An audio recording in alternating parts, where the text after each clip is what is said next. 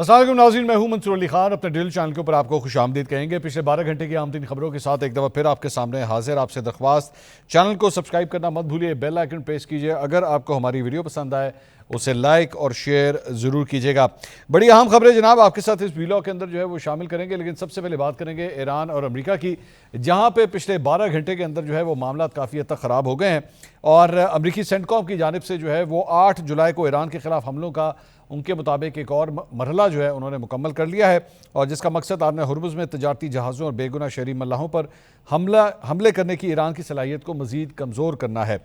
امریکی افواج نے ایران کی تقریباً ان کے مطابق 90 مختلف اہداف کے اوپر جو ہے پچھلے 24 گھنٹے کے اندر بمباری کی ہے، اور جن میں فضائی دفاعی نظام، ساحلی نگرانی کے مراکز، میزائل اور ڈرون ذخیرہ گاہیں، بحری عسکری صلاحیتیں اور ایران کے ساحلی علاقوں میں واقع فوجی لاجسٹک انفراسٹرکچر جو ہے وہ بھی شامل ہے۔ جب یہ ویلاگ میں ابھی ریکارڈ کرنا شروع کر رہا ہوں تو اس سے صرف 2 منٹ پہلے یہ خبر آئی ہے کہ جناب ایران کی جانب سے کویت کے اوپر جو ہے وہ شدید حملے شروع کر دیے گئے ہیں۔ اب سے کچھ دیر پہلے یہ بمباری جو ہے وہ سٹارٹ ہوئی ہے۔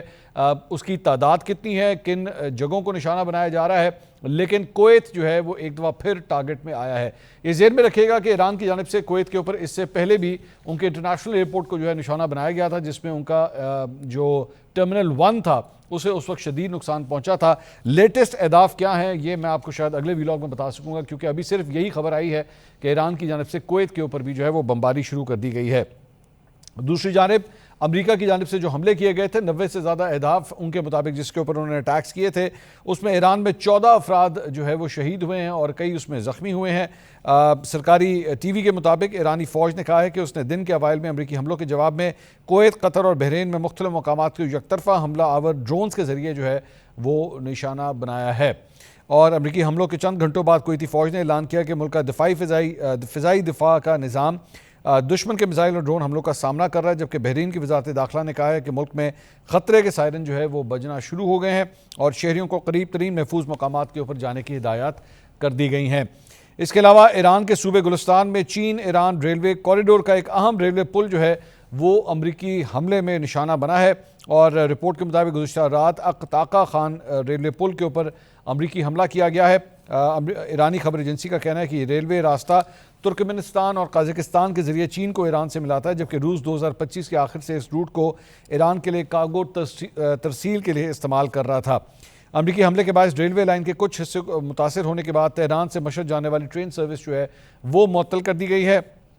ایرانی محکمہ ریلوے کے مطابق تکنیکی عملے کو متاثرہ مقام پر روانہ کیا گیا ہے تاکہ ریپیئر ورک جو ہے وہ ہو سکے اور مشہد جانے والے تہران سے مشہد جانے والے مسافر جو ہے ان کے لیے ایک متبادل روٹ جو ہے وہ تیار کیا جا سکے، اور انہوں نے کہا ہے کہ جلد از جلد یہ مرمت کا کام جو ہے وہ کمپلیٹ ہو جائے گا اور اس کے بعد جو ٹرین کی روانی ہے وہ دوبارہ شروع ہو جائے گی۔ اس کے علاوہ ایران کے پاسداران انقلاب نے کویت اور بحرین میں امریکی اڈوں کو نشانہ بنانے کا دعویٰ کیا ہے۔ انہوں نے کہا ہے کہ پہلے مرحلے میں پاسداران انقلاب کی بحری اور فضائی فورسز نے مشترکہ میزائل اور ڈرون آپریشن کیا ہے۔ کویت میں رفجان، علیہ السلام، جبکہ بحرین میں الجفیر اور شیخ عیسیٰ کے امریکی اڈوں کی اہم تنصیبات اور بنیادی ڈھانچے کو جو ہے وہ نشانہ بنایا گیا ہے۔ پاسداران انقلاب نے امریکی فوج کو خبردار کیا ہے کہ اگر ایران پر مزید حملے کیے گئے تو جوابی حملوں کا دائرہ خطے میں موجود دیگر امریکی اڈوں تک وسیع کر دیا جائے گا۔ ادھر اردن نے 8 ایرانی میزائل روکنے کا دعویٰ کیا ہے، جس میں کسی جانی یا مالی نقصان کی اطلاع نہیں ملی۔ اب اردن جو ہے وہ ایک ایسا ملک ہے جس کے اوپر ایران کی جانب سے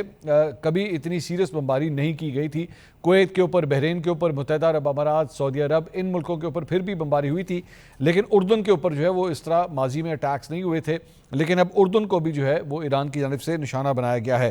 اس کے علاوہ ایک بڑی انٹرسٹنگ خبر جو ہے وہ ABC نیوز کی جانب سے، American web site news media ہے، اس کی جانب سے یہ خبر سامنے آئی ہے اور اس کو غور سے سنیے گا۔ انہوں نے کہا جی منصوبہ بندی سے واقف متعدد ذرائع نے کہا ہے کہ سیکرٹ سروس نے ڈونلڈ ٹرمپ کو یہ مشورہ دیا ہے کہ ایران کے ساتھ بڑھتی ہوئی کشیدگی کے پیش نظر اضافی احتیاط کے طور پہ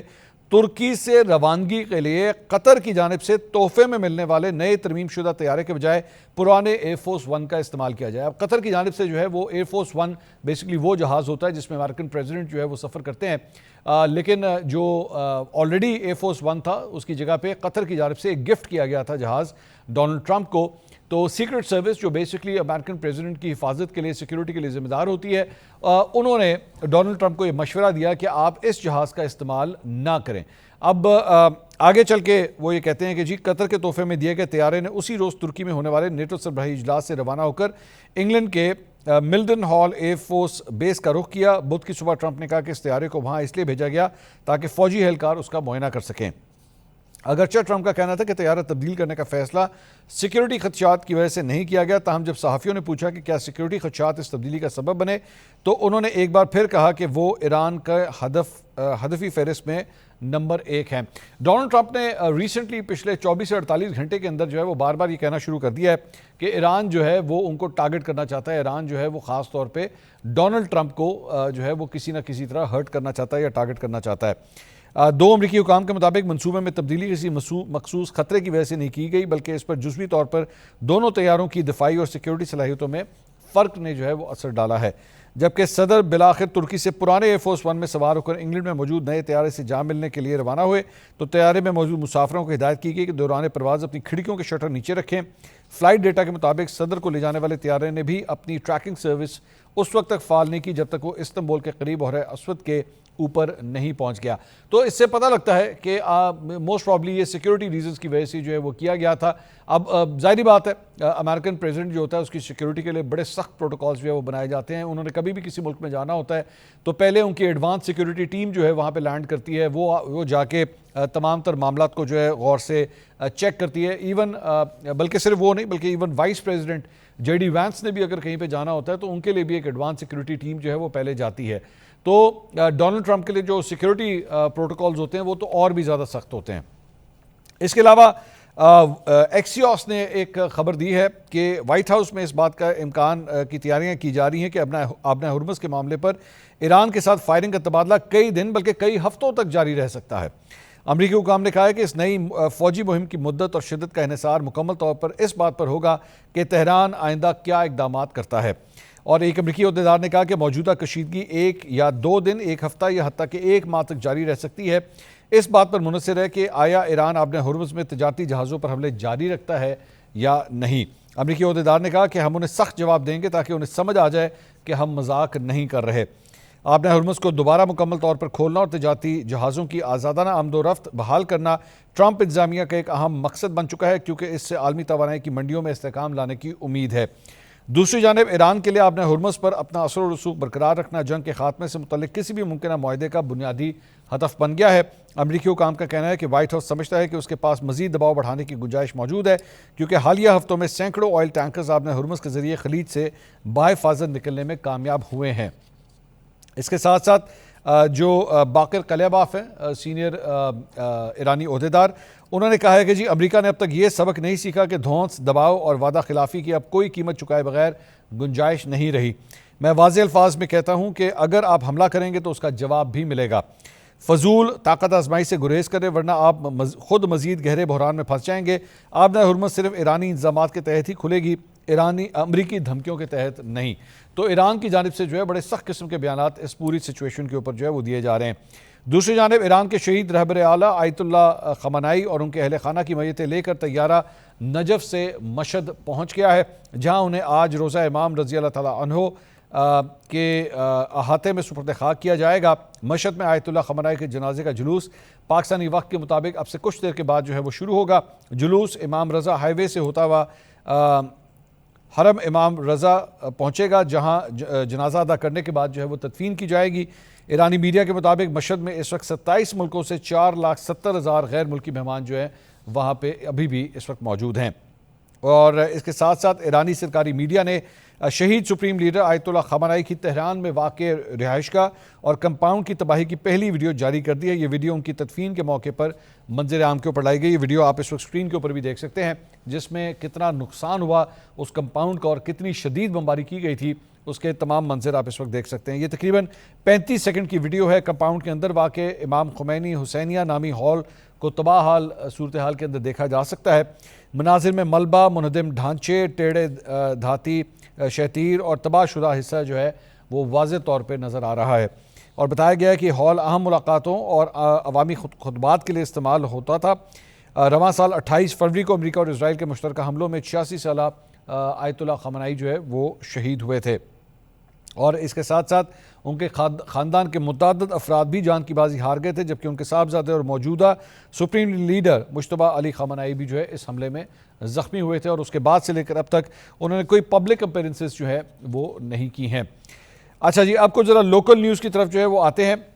لیکن اس میں بھی نعیم حیدر پنچوتا صاحب نے جو ہے یہ خبر دی ہے کہ پاکستان تحریک انصاف کا وفد ایران کے شہید رہنما آیت اللہ خامنہئی کی نماز جنازہ میں پی ٹی آئی اور چیئرمین عمران خان کی نمائندگی کے لیے مشہد پہنچ گیا ہے۔ وفد میں سلمان اکرم راجہ، انتظار حسین پنچوتا، علی اعجاز بٹر اور ہارون نواز پنچوتا جو ہیں وہ شامل ہیں۔ پاکستان تحریک انصاف کے ایک حلقے کی جانب سے اس بات پہ تنقید کی جا رہی ہے کہ جناب چاروں ہی وکیل جو ہیں وہ پاکستان تحریک انصاف کی وہاں پہ نمائندگی کر رہے ہیں، یہاں پہ جو سینئر پولیٹیکل لیڈرشپ ہے کم از کم انہیں جانا چاہیے تھا، لیکن یہاں پہ وکلا کے ہاتھ جو ہے وکلا کا یہ پورا وفد جو ہے وہ بنا دیا گیا۔ علی زیدی جو سابقہ پاکستان تحریک انصاف کے رہنما ہیں، انہوں نے ٹویٹ کیا، انہوں نے کہا یہ اچھی بات ہے کہ ان حضرات کو امام علی خامنہئی کے جنازے میں شرکت کا موقع ملا اور وہ آزادانہ سفر کرنے کے قابل تھے۔ افسوس اس بات کا ہے کہ 3 سال سے زیادہ کا عرصہ گزر چکا ہے اور ہم میں سے بہت سے لوگ آج بھی ایگزٹ کنٹرول لسٹ میں موجود ہیں۔ ہمیں نہ عمرہ کرنے کی اجازت ہے، نہ حج پر جانے کی اجازت ہے، اور نہ ہی خاندانی ایمرجنسی کی صورت میں ہم ملک چھوڑ سکتے ہیں۔ یہ اندازہ لگانا مشکل نہیں کہ ملک چھوڑنے کی اجازت کیوں اور کیسے دی گئی ہے۔ تو علی زیدی صاحب بھی جو ہے میرے خیال میں ایک شک کا اظہار کر رہے ہیں اس وفد کے اوپر جو پاکستان تحریک انصاف کی وہاں پہ نمائندگی کر رہا ہے۔ اس کے علاوہ پاکستان کا جو ایک نجی ایئر لائن کا جو ایک کارگو جہاز تھا جو کریش کر گیا تھا عریبین سی میں، اس کی تلاش کا سلسلہ جو ہے ریسکیو نہیں بلکہ سرچ آپریشن کہنا چاہیے، اس کی سرچ آپریشن جو ہے وہ اب بھی جاری ہے، اور سرچ اینڈ ریسکیو آپریشن میں پاکستانی نیوی کے بحری جہازوں کے علاوہ سی کنگ، ڈیفینڈر ہوائی جہاز اور نیول اے ٹی آر بھی حصہ لے رہے ہیں، جبکہ پاک بحریہ کے غوطہ خور مختلف مقامات پہ زیر سمندر بھی سرگرمیاں جو ہیں وہاں پہ سرچنگ جو ہے وہ کر رہے ہیں۔ ذرائع کے مطابق تلاش کا دائرہ ممکنہ مقام کے اطراف میں مزید 15 سے 20 ناٹیکل میل تک بڑھا دیا گیا ہے، تاہم طیارے میں سوار کاکپٹ عملے کے 5 ارکان کا فی الحال کچھ پتہ نہیں لگ سکا ہے۔ مواصلاتی رابطوں کے ذریعے سمندر میں موجود ماہی گیر لانچوں اور دیگر بحری جہازوں سے بھی شواہد کے حوالے سے رابطہ برقرار رکھا جا رہا ہے۔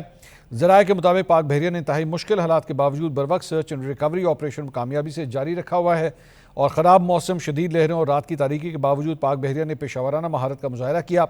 حادثے کا مقام تقریباً 3000 میٹر لگ بھگ 10,000 فٹ گہرائی سمندر میں واقع ہے، جس کے باعث ریکوری کا مرحلہ انتہائی پیچیدہ رہا، جبکہ گہرے سمندر میں سرچ آپریشن جدید ٹیکنالوجی اور خصوصی مہارت کا تقاضا کرتا ہے۔ یہ ذہن میں رکھیے گا کہ جب بھی کوئی جہاز جو ہے وہ سمندر کے اندر اگر گر جائے یا کریش کر جائے تو پھر اس کی ریکوری جو ہے وہ بہت مشکل ہو جاتی ہے۔ لینڈ کے اوپر جو ہے اسے پھر بھی مطلب زمین کے اوپر اگر کوئی جہاز کریش کرے تو اس کا ملبہ تلاش کرنا پھر بھی بہت آسان ہوتا ہے، آس پاس کوئی آبادی ہوتی ہے جو وہ بھی اس کے اوپر انٹیلیجنس دے دیتی ہے یا معلومات جو ہے وہ دے دیتی ہے، لیکن سمندر کے اندر آپ نے صرف اور صرف ٹیکنالوجی کی بیس کے اوپر یا پھر فزیکلی اگر آپ کو ویژولی کوئی ملبہ نظر آ جائے تو پھر آپ کو کوئی ڈیٹیل ملتی ہے۔ ایسے بہت سے واقعات ہیں، بہت سے ایسے جہاز ہیں، بہت سے ایسے پلین کریشز ہیں جن کے کئی مہینوں کئی سالوں تک جو ہے اس کی انفارمیشن نہیں مل سکی۔ تو یہاں پہ تو ابھی اس واقعے کو صرف چند دن ہوئے ہیں، لیکن ظاہری بات ہے ایک بھرپور کوشش ہے، اور اس ساری صورتحال کے اندر مثال کے طور پہ میں ابھی جو بات کر رہا تھا ملیشین ایئر لائن کی فلائٹ MH370 اس کی تلاش جو ہے وہ آج تک اس کا ملبہ جو ہے وہ آج تک نہیں مل سکا ہے، اور مختلف قسم کی کنسپیریسی تھیوریز جو ہیں اس کے بارے میں بھی فلوٹ ہوتی رہیں کہ جناب یہ ایکچولی شاید کریش ہوا ہی نہیں تھا، شاید یہ ہائی جیک ہو گیا تھا، ہائی جیک ہو کے اس کو کہیں اور لے جایا گیا تھا، لیکن ظاہری بات ہے بہت سی کنسپیریسی تھیوریز ہیں، لیکن ملبہ اس کا جو ہے وہ آج تک نہیں ملا ہے، اور یہ آسٹریلیا کے آس پاس جو ہے یہ جہاز غائب ہوا تھا، لیکن اس کے بارے میں بھی کوئی ڈیٹیلز جو ہیں وہ سامنے نہیں آ سکیں۔ اب ظاہری بات ہے سارے اس مشکل مرحلے کے اندر جو ہے جو 5 افراد ہیں ان کی فیملیز کے اوپر اس وقت کیا گزر رہی ہوگی، وہ کیا سوچ رہے ہوں گے، کیونکہ کوئی کسی قسم کی اپڈیٹ ہی نہیں مل رہی ان کے بارے میں، تو ون کین انڈرسٹینڈ کہ وہ ان کی ذہنی کیفیت جو ہے وہ اس وقت کیا ہوگی۔ بلوچستان کا ذرا تھوڑا سا رخ کریں گے، وہاں پہ حالات جو ہیں وہ کافی خراب ہیں پچھلے 2-3 دن سے، اور خضدار میں وہاں پہ پیپلز پارٹی کے رہنما اور ممتاز قبائلی شخصیت میر شفیق الرحمان مینگل ان کی رہائش گاہ کے اوپر بدھ کے روز ہونے والے خودکش اور مسلح دہشت گرد حملے میں 14 افراد اب تک جاں بحق ہو چکے ہیں، جن میں 5 پولیس اہلکار بھی شامل ہیں، جبکہ جوابی کارروائی میں بتایا گیا کہ 5 دہشت گرد جو ہیں وہ مارے گئے ہیں۔ البتہ میر شفیق الرحمان مینگل جو ہیں وہ اس حملے میں محفوظ رہے ہیں، جبکہ متعدد افراد زخمی ہوئے ہیں، اور بڑے انتہائی منظم انداز کے ساتھ جو ہے دہشت گردوں کی جانب سے یہ حملہ کیا گیا تھا۔ ابتدائی طور پر ایک خودکش حملہ آور نے رہائش گاہ کے مرکزی گیٹ پر خود کو دھماکے سے اڑایا، جس سے داخلی راستہ تباہ ہوا اور اس کے فوراً بعد دیگر خودکش اور مسلح حملہ آور گھر کے اندر داخل ہو گئے اور وہاں پہ اندھا دھند فائرنگ کا تبادلہ جو ہے وہ شروع ہوا۔ سیکیورٹی پر مامور اہلکاروں اور حملہ آوروں کے درمیان تقریباً 3 گھنٹے تک شدید فائرنگ جو ہے وہ آپس میں ہوتی رہی، جس کے بعد سیکیورٹی فورسز نے تمام 5 حملہ آوروں کو جو ہے وہ ہلاک کر دیا۔ اور واقعے کے بعد سیکیورٹی فورسز، پولیس اور دیگر قانون نافذ کرنے والے اداروں نے علاقے کو گھیرے میں لے کے سرچ آپریشن شروع کر دیا ہے۔ اس کے ساتھ ساتھ جناب امن و امان کی صورتحال کے پیش نظر کوئٹہ سے پشاور جانے والی جعفر ایکسپریس کی جو سروس ہے اسے معطل کر دیا گیا ہے۔ ریلوے ذرائع کے مطابق پشاور سے آنے والی جعفر ایکسپریس جیکب آباد میں روک لی جائے گی۔ ذرائع کا کہنا ہے کہ ٹرین سروس کی عارضی معطلی کا فیصلہ مسافروں کی حفاظت اور موجودہ سیکیورٹی صورتحال کے باعث کیا گیا ہے۔ اس کے علاوہ وزیر اعظم شہباز شریف وہ بھی آج ایک روزہ دورے کے اوپر کوئٹہ پہنچے اور وہاں پہ گورنر بلوچستان اور وزیر اعلیٰ بلوچستان اور اعلیٰ سول و عسکری حکام نے جو ہے ان کا استقبال کیا۔ ان کی زیر صدارت نیشنل ایکشن پلان کی صوبائی ایپیکس کمیٹی کا اہم اجلاس ہوا اور اس کے اندر field marshal Asim Munir, governor Balochistan, وزیر اعلیٰ بلوچستان اور قانون نافذ کرنے والے اداروں کے سربراہان نے اس میں شرکت کی۔ انہوں نے کہا کہ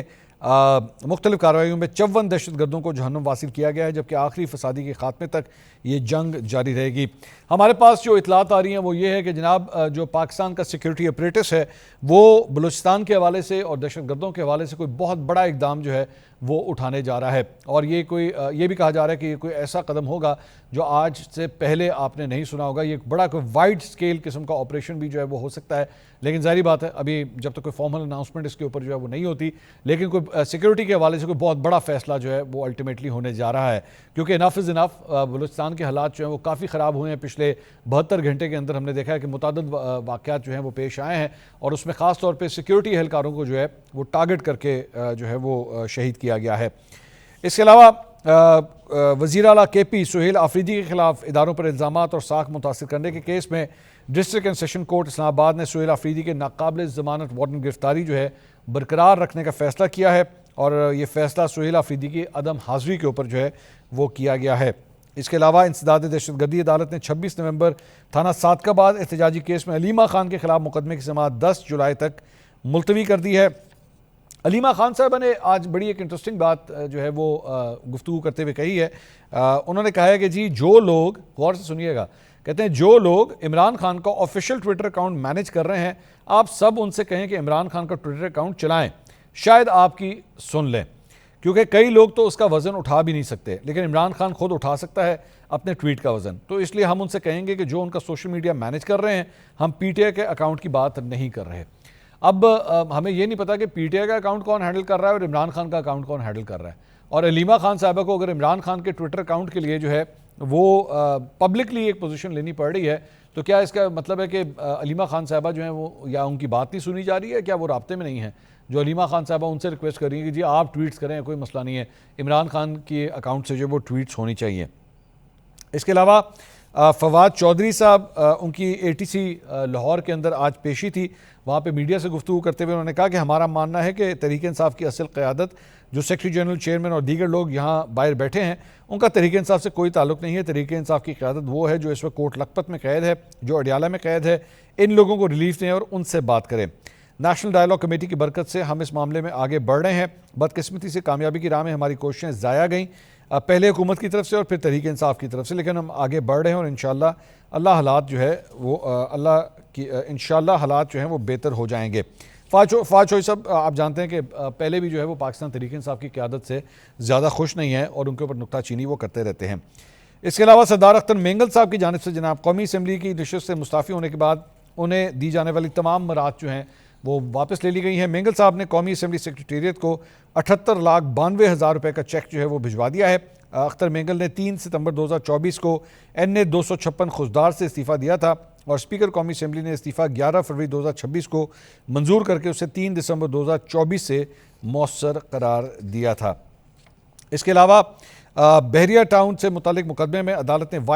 وائس چیف ایگزیکٹو کرنل خلیل سمیت 3 ملزمان کو 1 سال قید اور 5 لاکھ روپے جرمانے کی سزا سنائی ہے۔ ایڈیشنل سیشن جج ویسٹ کی عدالت نے فیصلے میں بحریہ ٹاؤن کے وائس چیف ایگزیکٹو کرنل خلیل، حوالہ ایجنٹ عمران کاکا اور پراپرٹی ڈیلر مشتاق احمد کو جرم ثابت ہونے پر سزا سنائی ہے۔ مقدمے کی تحقیقات FIA کے اینٹی منی لانڈرنگ سرکل اسلام آباد کی مشترکہ تحقیقاتی ٹیم نے کی ہے۔ تو یہ جناب اب تک کی اپڈیٹس تھیں۔ اگلی ویڈیو میں آپ سے دوبارہ ملاقات ہوگی. اللہ حافظ.